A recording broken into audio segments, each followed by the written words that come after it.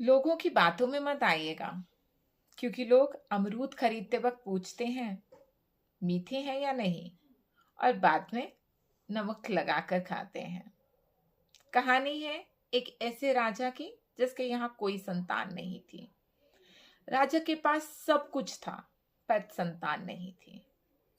बहुत सालों के बाद जब उसे संतान प्राप्ति हुई तो वो इतना खुश हुआ कि उसने अपने नगर में ये ऐलान कर दिया कि सुबह राजमहल के द्वार खोल दिए जाएंगे और सारी जनता राजमहल में प्रवेश कर सकती है, और जो जिस चीज पर हाथ रखेगा वो चीज उसी की हो जाएगी। इतना सुनना था तो सारी जनता में भगदड़ मच गई कि ऐसा कैसे हो सकता है। सब आपस में विचार विमर्श करने लगे कि वो क्या ले जाएंगे क्या नहीं। कोई सोचता कि मैं घोड़ों के अस्तबल में जाऊंगा, वहां से घोड़े ले आऊंगा। कोई कहने लगा राजकोष से कुछ धन ले लेंगे। उस गांव में एक परिवार था, वो भी आपस में विचार विमर्श कर रहे थे कि वो राजमहल से क्या ले जा सकते हैं। उनके परिवार में एक छोटा बच्चा था जो कहने लगा कि कल जब आप सुबह राजमहल जाएं तो आप मुझे भी ले जाइएगा। तो माता पिता कहने लगे वहां बहुत भगदड़ होगी, बहुत जनता होगी, तुम घर ही रहो। तुम वहां से क्या ला पाओगे, तुम तो बहुत छोटे से हो। हम वहां से कोई कीमती सामान लाने की पूरी कोशिश करेंगे। पर आखिरकार उन्हें उस बच्चे की जिद के आगे झुकना पड़ा। सुबह राजमहल का द्वार खुला, सब लोगों ने प्रवेश किया।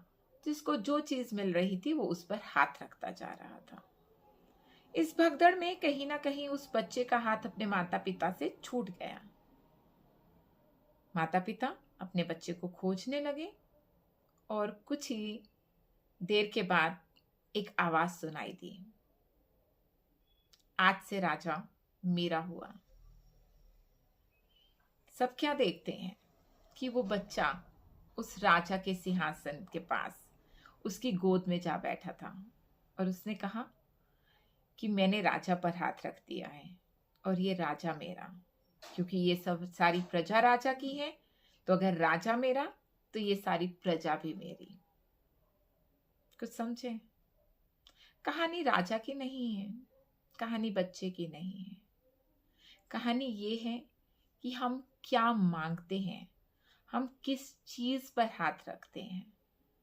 छोटी छोटी चीजों पर, घोड़े, हाथी, धन, वैभव, उन पर हाथ रखने की बजाय ऐसा करते हैं ना, जो देने वाला है, जिसे हम यूनिवर्स, गॉड, ब्रह्मांड, अल्लाह, ईश्वर, कुछ भी कहें, उसी को मांग लेते हैं ना। चलिए ऐसा ही करते हैं।